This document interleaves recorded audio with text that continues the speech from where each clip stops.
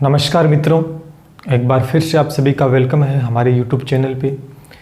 और जो अपना टॉपिक चल रहा था राजस्थान के जीके के अंदर, वो था चित्रकला का। और आज चित्रकला का टॉपिक आपका पूरा हो जाएगा, क्योंकि इससे पहले हमने मेवाड़ स्कूल, मारवाड़ और ढूंढाड़ स्कूल के बारे में डिस्कशन कर लिया था। जाके वीडियोस देख लीजिएगा, आई बटन में लिंक मिल जाएगा आपको, या प्ले लिस्ट बनी हुई है, देखिए। आज हाड़ौती स्कूल जो कि लास्ट बचे है, हाड़ौती स्कूल ऑफ पेंटिंग्स, जिसके अंदर कोटा शैली और बूंदी शैली को आज हम पढ़ने वाले हैं। ये दो ही इंपॉर्टेंट यहीं से प्रश्न पूछे थे, और इनमें कोई ज़्यादा विशेष बात नहीं, कोई लंबा चौड़ा मैटर नहीं है। 4 से 5 बातें हैं वो आपको ध्यान में रखनी है, और वही पूछी जाती है बार बार। तो अगर चैनल पे पहली बार विजिट की है तो लाइक करें वीडियो को, और चैनल को सब्सक्राइब कर लें, क्योंकि आने वाले दिनों में मेरे जितने वीडियोज़ हुए उनको वो नोटिफिकेशन द्वारा उनकी जानकारी आपको मिलती रहेगी, जिससे कि बेल आइकन बटन को भी आप प्रेस करें। तो चलिए शुरू करते हैं। सबसे पहले आज हम पढ़ने वाले हैं कोटा शैली को। किसको? कोटा शैली को। ध्यान से समझें सारे बच्चे। कोटा शैली क्या विशेष बात, देखो सबसे पहले इसके 2 उपनाम दिए गए हैं। इस कोटा शैली के क्या नाम दिए गए? उपनाम। याद रखें क्या उपनाम है। इसे कहा जाता है शिकार शैली, शिकार शैली, या इसे आखेट शैली के नाम से भी जानते हैं। इसे शिकार शैली क्यों बोला गया? नाम से स्पष्ट है, शिकार करना। किनका? जानवरों का। पुराने समय में राजा महाराजा शिकार तो किया ही करते थे, लेकिन इस चित्रकला शैली में, कोटा चित्रकला शैली के अंदर जो चित्र चित्रित किए गए हैं वो शिकार किए गए दिखाए गए हैं। राजा का शिकार किया और चित्र दिखाया गया है, रानियों का दिखाया गया है, और भी बहुत सारे ऐसे चित्र दिखाए गए जिनमें शिकार किया गया है जानवरों का। तो इसलिए इसे शिकार शैली बोलते हैं, या दूसरा नाम आखेट शैली। दोनों का मतलब एक ही होता है। हो जाएगा। इस शैली का जो स्वर्णिम काल देखने को मिलता है, किस काल में ज़्यादा ये स्वर्णिम काल, तो वो था राजा उमेद सिंह। उमेद सिंह के काल इसका स्वर्णिम काल देखने को मिलता है। क्यों? क्योंकि इसके काल में ज़्यादा ही चित्रकारी हुई थी। इस उमेद सिंह को जंगली सुअर का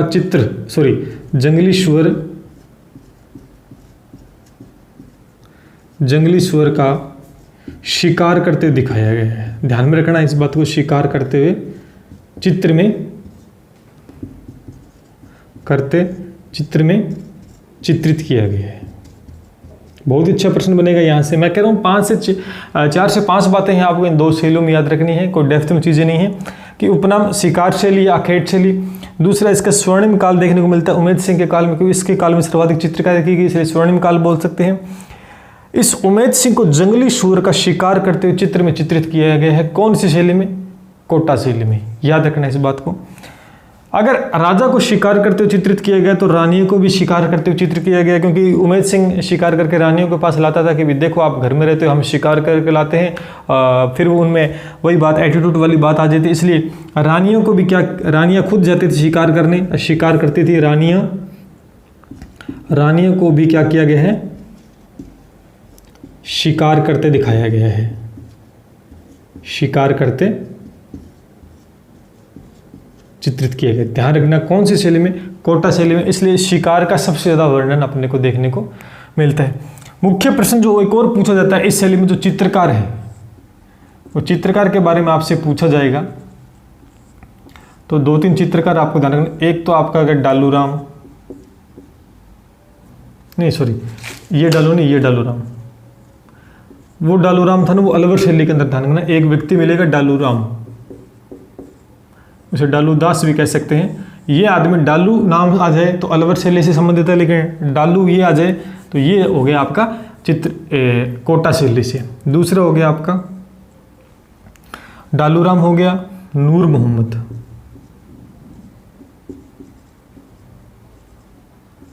एक हो गया आपका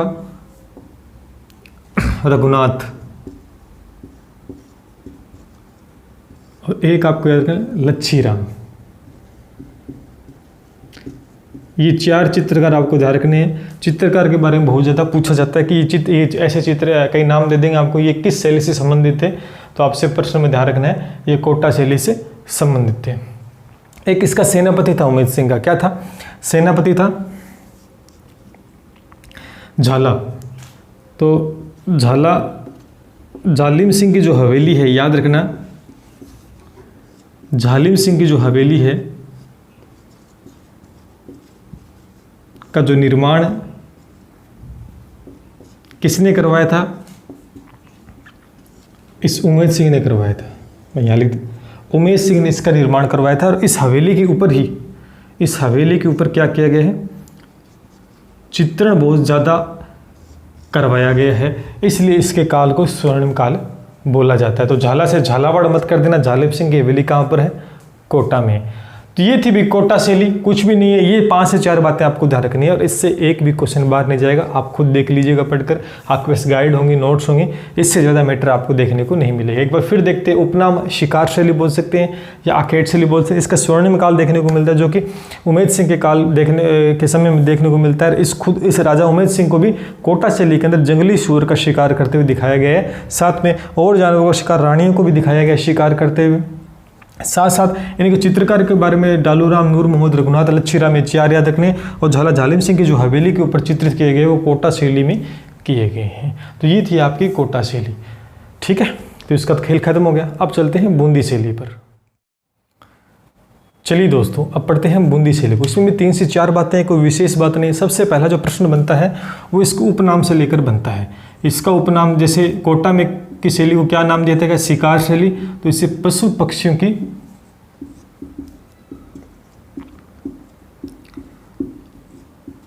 पक्षियों की शैली बोला गया है। अब क्यों बोला गया? नाम से स्पष्ट है। सबसे ज़्यादा जो चित्र देखने को मिलेंगे वो पशु पक्षियों के देखने को मिलेंगे। तो यहाँ से सर्वाधिक जो चित्रण हुआ है वो किसका हुआ है? ये हुआ पशु पक्षियों का। हो जाएगा याद। अगर ये पशु पक्षियों का सर्वाधिक चित्रण हुआ तो इसमें रंग संयोजन का भी एक क्वेश्चन आपसे पूछा जा सकता है कि इस शैली में रंग संयोजन क्या था? रंग संयोजन, तो आपको अंदाज़ा लगाना कि पशु पक्षियों में तो मोस्टली हरा कलर तो आपको देखने को मिलेगा, क्योंकि पेड़ पौधों पर ये बैठते हैं। खुद पक्षी हरे कलर के बड़े सुंदर दिखाई देते हैं और अलग अलग रंगीन कलर के होते हैं। तो इसका मतलब दूसरा कलर आप सुनहरा रंग भी बोल सकते हैं। तो 2 रंगों का प्रयोग इसमें हुआ है, एक तो हरे रंग का प्रयोग हुआ है और एक सुनहरे रंग का प्रयोग है इनकी चित्रशाला के अंदर जो भी चित्रित किए गए ग्रंथ। याद रखना इस बात को, ठीक, याद हो जाएगा। अगला जो एक मोस्ट इंपोर्टेंट प्रश्न बनता है कि यहाँ पर था तारागढ़ दुर्ग। बूंदी में क्या है?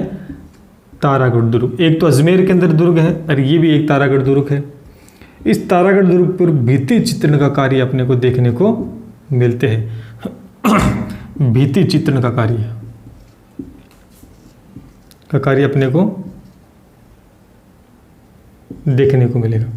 एक प्रश्न आपका मैंने स्टार्ट में बताया था कि भित्ति चित्रण, आपसे प्रश्न पूछा जाए कि जो भित्ति चित्रण है वो सर्वाधिक जो फेमस है वो शेखावाटी के हैं और हाड़ौती है। और हाड़ौती में कोटा बूंदी आता है। ध्यान करना, ऑप्शन में अगर 2 ऑप्शन दे रखे हैं, शेखावाटी नहीं देगा, या तो शेखावाटी देगा तो बूंदी हाड़ौती नहीं देगा, और अगर हाड़ौती देगा तो शेखावाटी नहीं देगा। ये ध्यान में रखना। सबसे पहले कहाँ पर आया था भित्ति चित्रण? मैंने बताया था ना, विश्व में इटली से आगरा में पहुंचा और आगरा से कहाँ आया था? आपके आमेर में। और आमेर का फेमस ना होकर कहाँ का फेमस हुआ? बूंदी और हाड़ौती क्षेत्र का और आपका शेखावाटी क्षेत्र की भित्ति चित्रण काफ़ी फेमस है, मैंने बताए थे पिछले कुछ वीडियोस में। तो ये थी भी बूंदी शैली। ये थी बूंदी शैली का उपनाम, आपको ध्यान में रखना है। दूसरा एक और इम्पोर्टेंट यहाँ से प्रश्न बनता है आपका कि जो चित्र हैं, मान लेते हैं जो चित्र हैं, इस तरह का एक चित्र आपको देखने को मिलेगा और उस चित्र में जो फ्रेम है उसके चारों तरफ ऐसे लाइनें से आपको दिखाई देंगे। ये चित्र मान लीजिए, तो लाइनों का प्रयोग